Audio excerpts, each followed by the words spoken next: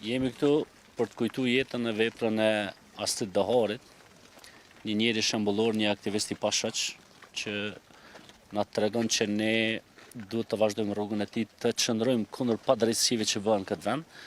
E fatkeqësisht padrejtësia më e madhe është bërë vetë atij.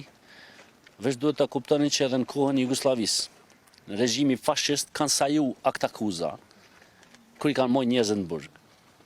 Astrid Daharin e kanë marrë në burg për 67 ditë, pa akt akuzë, pa marrë pyetje pasgjë. Kjo është një prej akteve më të rënda që i ka përjetuar vendi jonë pas luftës.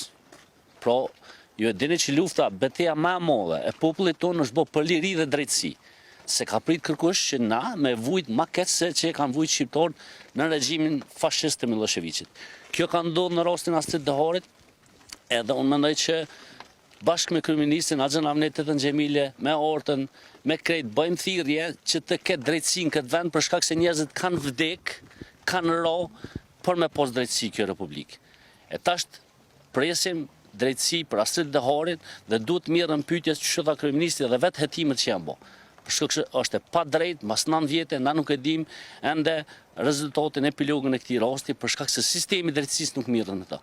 Ne në Kosovë ka pas ndryshime në kuvend, në qeveri, drejtësia vazhdon me lëngu, edhe njerë po tham, asnjë qytetar i Republikës nuk e pranon këtë padrejtësi, për shkak se mund të na ndodh gjithë neve.